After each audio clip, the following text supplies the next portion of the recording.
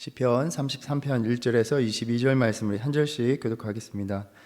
너희 의인들아 여호와를 즐거워하라. 찬송은 정직한 자들이 마땅히 할 바로다.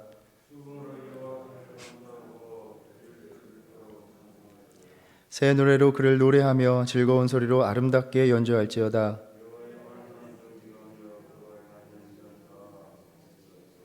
그는 공의와 정의를 사랑하시며 세상에는 여호와의 인자하심이 충만하도다.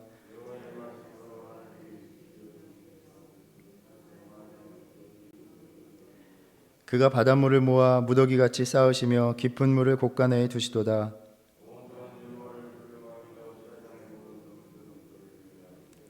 그가 말씀하심에 이루어졌으며 명령하심에 견고히 섰도다.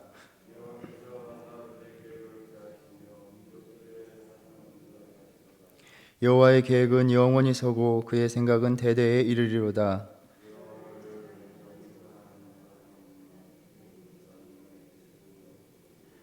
여호와께서 하늘에서 굽어보사 모든 인생을 살피시며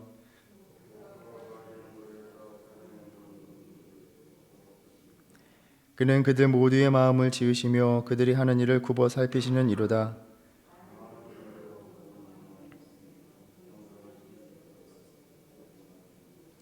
구원하는 데에 군마는 헛되며 군대가 많다 하여도 능히 구하지 못하는도다.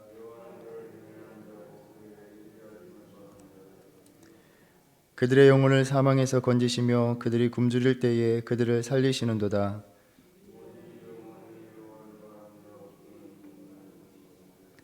우리 마음이 그를 즐거워하며 우리가 그의 성호를 의지하였기 때문이로다. 여호와여, 우리가 주께 바라는 대로 주의 인자하심을 우리에게 베푸소서. 아멘. 방금 읽으신 것처럼 이 시편 33편은 바로 찬양을 위한 시입니다. 주님께서 의인들이 믿고 소망할 수 있는 분임을 선포하면서 찬양 받으실 하나님에 대해서 가르쳐 주고 있습니다. 히브리어 자음이 22개인데 보시면 이 시편이 22절로 구성된 것을 볼 수 있습니다. 알파벳 C는 아니지만 의도적으로 알파벳의 그 총 숫자에 맞춰서 22절로 구성된 것으로 보입니다. 그리고 시편을 읽어 나갈 때에 처음으로 악기가 언급되는 시편입니다. 이 시편 기자가 살 당시에는 음악이 시작되고 형성되는 곳이 바로 예배의 장소였습니다. 그래서 우리는 이 음악은 본질적으로 하나님을 향한 찬양이어야 한다라는 것을 보여주고 있습니다. 1절부터 3절까지 찬양으로의 부름을 담고 있습니다. 찬양하라 하는 이 요구는 의인들, 정직한 자들에게 주어지고 있습니다. 우리가 성경에 보면 의인은 누구라고 할 수 있습니까? 스스로 깨끗한 자가 아닙니다. 하나님의 의롭다 하심을 하나님으로부터 의롭다 하는 그 은총을 입은 자들이 바로 의로운 자들입니다. 이 은총을 입었기에 마땅히 하나님을 찬양해야 하는 것입니다. 바로 오늘 우리에게 명하시는 말씀입니다. 4절과 5절에서는 찬양의 이유와 근거에 대해서 말하고 그 이후부터는 찬양의 주제에 대해서 상세히 하나씩 열거하고 있습니다. 그 모든 말씀들의 핵심은 하나님이 어떠한 분이신가를 아는 것입니다. 하나님의 속성과 그분의 행하심을 알면 알수록 우리는 하나님을 찬양할 수밖에 없다는 것입니다. 여호와의 말씀은 정직하며 그가 행하시는 일은 다 진실하시도다. 그는 공의와 정의를 사랑하시며 세상에는 여호와의 인자하심이 충만하도다. 이 구절을 보면 여호와의 말씀과 그 행하심이 연결이 되면서 주님의 행하심은 그의 말씀으로부터 이루어진다는 것, 비롯된다는 것을 말하고 있습니다. 하나님의 말씀이 행하심의 시작이요 근본이라는 것입니다. 그리고 그분의 행하심이 진실하시다라고 말합니다.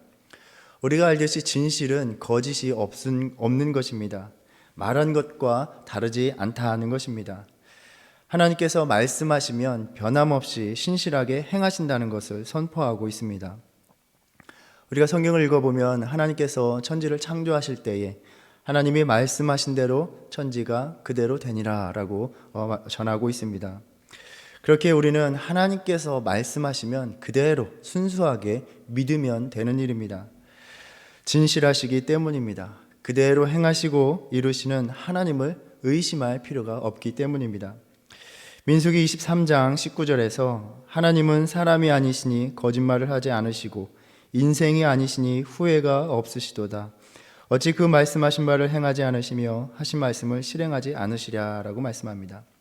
하나님께서 말씀하시면 아주 분명하게 행하신다는 것입니다. 바로 이것이 우리가 하나님을 찬양할 이유입니다. 인간들과 같이 그들이 말하는 것처럼 약속한 대로 다 행할 것인가 불안해하고 염려할 필요가 없습니다. 이제 우리가 추수감사절을 지나고 성탄절을 준비하며 예수님의 오심을 기억하고 기념하며 또 오늘 우리의 삶 속에 오시기를 기다리는 대강절을 보내고 있습니다.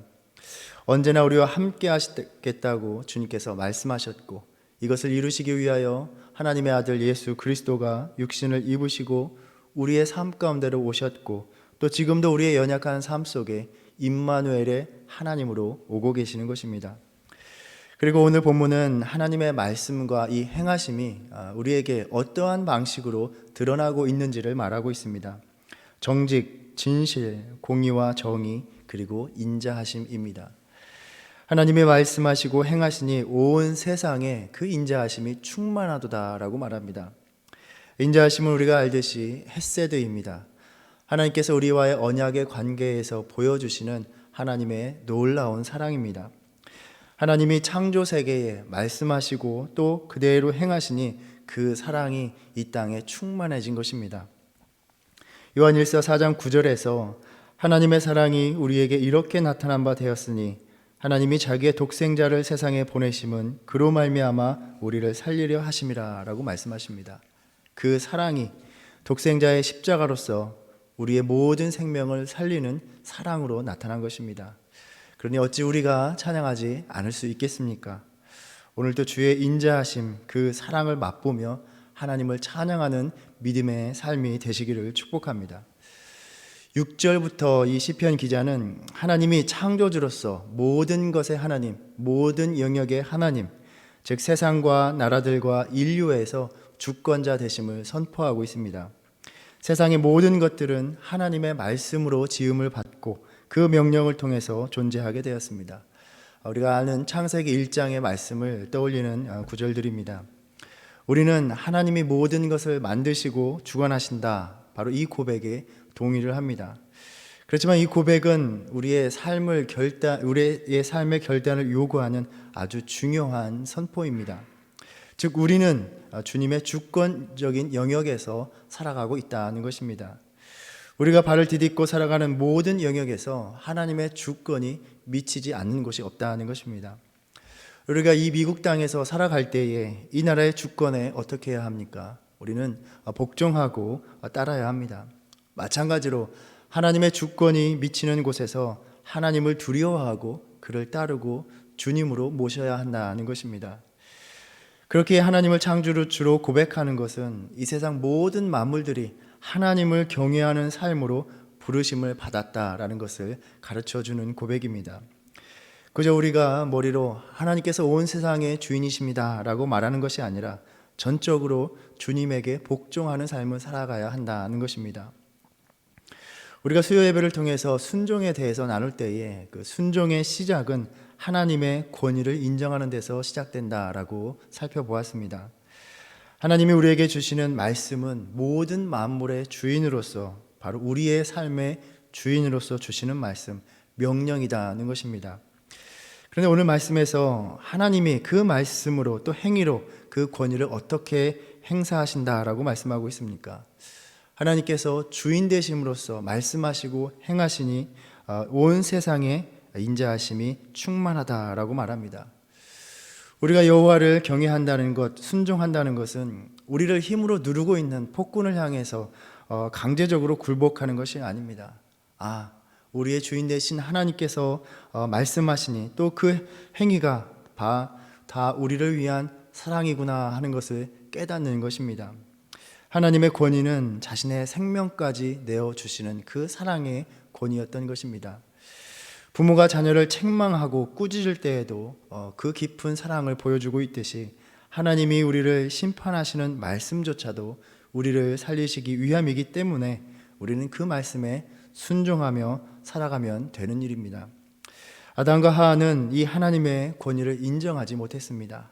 선악과를 먹지 말라는 명령을 자신들을 향한 사랑이 담긴 말씀으로 인정하지 않았던 것입니다.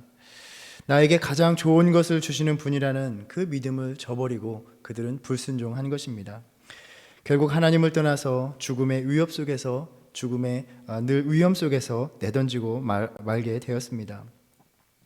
온 세상을 만드시고 또 주관하시는 하나님을 찬양한다는 것은 그렇게 우리의 모든 삶을 주님께 드리고 주님의 말씀에 순종하겠다는 믿음의 고백인 것입니다. 오늘도 우리의 삶에 그 인자하심을 충만하게 채워주시기 위해서 말씀하시고 그 말씀대로 신실하게 행하시는 분이 바로 우리의 아버지 하나님이십니다. 오늘도 주님을 높이 올려드리는 저와 여러분 되기를 바랍니다. 또 하나님은 모든 나라들의 주님, 인간의 역사를 다스리시는 분이다 라고 말합니다. 바로 이것이 우리의 찬양의 이유다라는 것입니다. 이 역사는 하나님의 계획과 생각에 의해서 끌려가게 됩니다. 우리가 아침마다 나누었던 창세기를 통해서 요셉의 이야기를 통해서 애굽이라는 거대한 제국도 생명을 살리시는 하나님의 계획 가운데 쓰임받는 도구임을 우리가 보았습니다. 또 역사를 보면 아수르나 바벨론 같은 그러한 제국이 세상을 다스리는 절대 권력처럼 보여도 그 나라들은 단지 하나님의 심판의 도구임에 우리는 보게 됩니다. 그래야 다니엘은 바벨론에서 느부갓네살의 꿈을 해석해 줄 때에 그렇게 그 제국의 권력이 정점에 이를 때에 하나님께서 보여주신 환상을 보면서 하나님을 찬양합니다. 그는 때와 계절을 바꾸시며 왕들을 패하시고 왕들을 세우시며 지혜자에게 지혜를 주시고 총명한 자에게 지식을 주시는도다. 우리가 돌아보면 이 세상의 제국들, 나라들, 열방들은 자신들의 계획과 의도를 펼쳐서 세상의 중심이 되려고 합니다. 우리는 과거의 역사를 돌아볼 때에 그리고 우리가 살아가는 이 시대 속에서 이러한 인간 제국들의 도모함을 보고 있습니다. 더 많은 자원을 얻기 위해서, 착취하기 위해서, 또 더 많은 힘을 갖기 위해서 전쟁과 폭력으로 서로를 억압하며 살아갑니다. 그렇지만 이러한 모든 세상 권력의 계획을 무효하게 하시는 것이 바로 주님의 뜻이며 결국에는 하나님의 계획에 굴복되고 하나님의 계획이 온전히 설 것이다 라고 선포하고 있습니다. 그렇기에 이 역사를 주관하시는 하나님 여호와를 자기 하나님으로 삼는 나라의 백성은 복이 있다라고 말을 합니다. 그런데 우리가 성경을 읽어보면 누가 하나님의 백성이 될 수 있는가라는 것입니다. 바로 하나님께서 친히 선택하신 사람들이 하나님의 백성이 된다는 것입니다. 그래서 하나님께서 자기 백성으로 선택받은 이들, 바로 우리들이 하나님을 찬양해야 한다라고 말하고 있습니다. 그런데 우리는 여기에서 하나님의 백성의 특별한 사명을 발견하게 됩니다. 선택받은 나라와 백성은 그렇게 역사를 주관하시는 주님의 계획을 실행하기 위해서 보냄을 받은 자들이다라는 것입니다. 이 사명이 선택받은 백성으로서 바로 우리에게 있다라고 말씀하십니다. 하나님께서 우리를 택하셨고 하나님의 뜻대로 그 계획대로 역사를 이끌어 가시는 그 사명으로 우리를 부르신 것입니다. 그래서 베드로전서 2장 9절에서 말씀합니다. 너희는 택하신 족속이요 왕같은 제사장들이요 거룩한 나라요 그의 소유가 된 백성이니 이는 너희를 어두운 데서 불러내어 그의 기이한 빛에 들어가게 하신 이의 아름다운 덕을 선포하게 하려 하심이라. 우리를 부르신 목적입니다. 결국 우리가 이 땅에서 살아가면서 주님을 주인으로 모시고 있는가 하는 것은 우리의 삶이 하나님의 계획을 이루기 위해서 살아가고 있는가에 달려있다라는 것입니다. 즉 주님의 참된 백성은 주님의 일에 헌신하는 자들이라는 것입니다. 또 여호와는 모든 인류의 하나님이 되십니다. 주님께서 자정하신 그 보좌에서 모든 인생을 살피시고 감찰하시며 그 인생들의 마음을 지으셨기에 그들이 생각하는 일과 하는 일들을 다 알고 계시다라고 말씀합니다. 이것은 모든 인생의 사정과 형편을 아신다라고는 말이기도 합니다. 전지하신 하나님의 감찰하심을 통하여 오늘을 살아가는 모든 인생에게 하나님께서는 오늘 또 말씀하시고 또 때로는 위로하시고 또 때로는 경고하십니다. 인간의 모든 삶을 다 아신다는 것은 한편으로는 우리의 모든 삶을 다 보살피신다라는 은혜이기도 하면서 또 한편으로는 참 두려운 일이기도 합니다. 그 어느 것도 하나님 앞에서 우리는 숨길 수가 없고 또 하나님을 피하여 숨을 곳이 없다는 말씀이기도 하기 때문입니다. 시편 139편에서 시편 기자는 모든 것을 아시는 하나님에 대해서 선포하고 고백하고 있습니다. 여호와여, 주께서 나를 살펴보셨으므로 나를 아시나이다. 주께서 내가 앉고 일어섬을 아시고 멀리서도 나의 생각을 밝히 하시오며 나의 모든 길과 내가 눕는 것을 살펴보셨으므로 나의 모든 행위를 익히 하시오니 여호와여, 내 혀의 말을 알지 못하시는 것이 하나도 없으시니이다.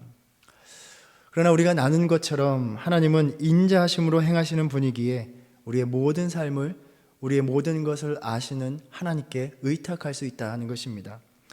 아브라함으로부터 요셉에 이르기까지 그들의 인생이 어디로 흘러가든지 주님께서는 다 아셨고 그들과 함께 계셨습니다. 지금 우리의 삶이 어느 곳에 머물고 있든지 우리를 돌보시는 주님의 손길이 언제나 우리와 함께 하신다라는 것입니다. 그래서 같은 시편 139편의 기자는 이 돌보심의 은혜를 선포하고 있습니다. 내가 주의 영을 떠나 어디로 가며 주의 앞에서 어디로 피하리이까? 내가 하늘에 올라갈지라도 거기 계시며 스올에 내 자리를 펼지라도 거기 계시니이다. 내가 새벽 날개를 치며 바다 끝에 가서 거주할지라도 거기서도 주의 손이 나를 인도하시며 주의 오른손이 나를 붙드시리이다. 오늘도 주의 감찰하시는 은혜가 또 돌보시고 인도하시는 사랑이 우리와 함께 하심을 믿으며 주님을 의지하며 살아가는 저와 여러분 되기를 바랍니다. 그리고 바로 그 하나님이 우리의 구원자 되시는 하나님이시다라고 선포하고 있습니다. 바로 이것이 우리의 찬양의 이유라는 것입니다.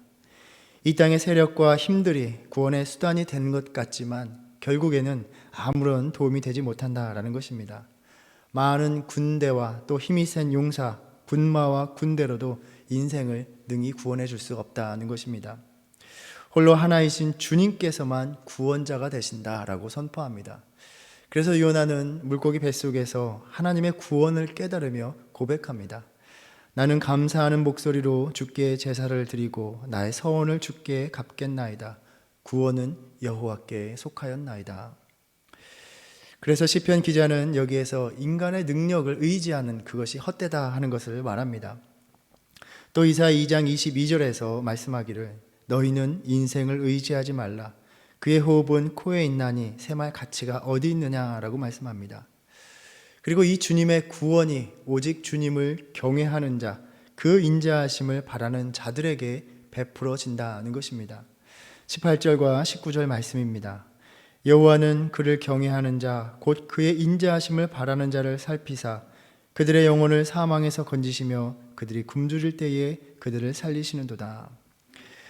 그래서 시인은 여전히 자신의 삶을 돌아볼 때에 주님의 도우심과 보호하심이 자신의 삶의 간절함을 보면서 하나님에 대한 간구로 끝을 맺고 있습니다. 여호와여, 우리가 주께 바라는 대로 주의 인자하심을 우리에게 베푸소서. 하나님을 찬양하는 이 시편의 말씀 속에서 이미 우리가 인정하고 또 받아들이고 잘 알고 있는 신앙의 고백들이 담겨 있는 것을 우리가 보게 됩니다. 다만 우리가 이 말씀을 통해서 돌아보는 것은 과연 우리의 믿음의 삶이 이 고백들을 진정으로 드러내고 있느냐라는 것입니다. 하나님의 창조 영역에서 살아가면서 과연 우리는 주님의 주권을 인정하면서 그 주권에 복종하며 살아가고 있는가 우리가 돌아보기 원합니다. 하나님의 주권을 거부하고 거스르는 것, 우리의 일상의 작은 것이라도 그 모든 것들, 그 모든 삶의 형태가 바로 죄라는 것입니다. 우리 역시 하나님을 거스르고 있는 이 세상의 그 죄된 행위에 무분별하게 동조하고 받아들이고 동참하고 있지 않은지 우리는 살펴보아야 할 것입니다. 또 우리는 이 땅에서 하나님의 뜻과 계획이 서도록 그 역사를 이루어 가도록 부르심을 받은 그의 백성들이다라는 것입니다. 영원히 서실 그 하나님의 계획에 쓰임받는 삶이 되어야 할 것입니다. 또 오늘도 하나님은 나의 삶을 굽어 살피시고 나의 모든 형편을 알고 계시는 분입니다. 주님께서 그저 알아서 내 삶을 보시고 도와주시는 것이 아닙니다. 오직 주님만을 의지할 때에, 주님만을 바랄 때에만이 하나님께서 그 구원의 능력을 우리의 삶에서 펼치신다라고 말씀하십니다. 하나님만이 나의 구원자 되신다라는 이 믿음으로 살아가고 또 우리가 이 믿음을 회복해야 합니다. 세상의 것들을 구원의 방편으로 의지했던 그 어리석은 마음을 접고 주님만을 나의 구원자로 인정하는 믿음으로 돌아오는 일, 바로 이것이 우리가 어제 묵상한 바 회개라는 것입니다. 능히 구원하지 못하는 인생들 속에서 우리가 절망하며 살아가지 말고 온전히 회개함으로써 죄 사함을 받는 그 복된 삶을 얻으며 또 하나님의 구원을 맛보는 저와 여러분 되기를 바랍니다. 분명한 것은 이 말씀을 통해서 또 오늘 또 주님은 우리의 삶을 인자하심으로 그 사랑으로 충만하게 하시기를 원하신다는 것을 말씀하고 있습니다. 주님을 의지하고 신뢰할 때에 말씀대로 행하시는 그 진실하신 하나님이 우리의 삶을 돌보시며 진실함을 베푸실 것입니다. 이 믿음으로 오늘 또 우리가 주님의 인자하심을 바라면서 그 인자하심을 맛보는 삶 가운데 주님을 찬양하며 살아가는 하루가 되시기를 주님의 이름으로 축원합니다. 기도하겠습니다. 찬양과 영광 받으시기에 합당하신 우리의 아버지 되신 하나님, 새롭게 허락하신 이 하루의 아침에 주님을 찬양합니다. 주님을 즐거워함이 오늘 하루의 삶이 되게 하여 주시옵소서. 모든 만물을 창조하시고 주관하시는 하나님이 오늘 또 우리 각자의 모든 삶을 돌아보심을 감사를 드립니다. 주님이 삶의 주인 되심을 인정하며 주님을 경외하게 하시고 오직 우리의 구원이 주님께만 있음을 인정하며 세상의 것들에 마음 두지 않게 하여 주시옵소서. 우리에게 모든 말씀대로 신실하게 행하실 줄을 믿습니다. 오늘도 주님의 손길을 간절히 바라는 모든 심령에 주의 인자하심으로 가득 채워 주시옵소서. 예수님의 이름으로 기도드립니다. 아멘. 하늘에 계신 우리 아버지여, 이름이 거룩히 여김을 받으시오며 나라에 임하옵시며 뜻이 하늘에서 이룬 것 같이 땅에서도 이루어지이다. 오늘날 우리에게 일용할 양식을 주옵시고 우리가 우리에게 죄 지은 자를 사하여 준 것 같이 우리의 죄를 사하여 주옵시고 우리를 시험에 들게 하지 마옵시고 다만 악에서 구하옵소서. 나라와 권세와 영광이 아버지께 영원히 있사옵나이다. 아멘.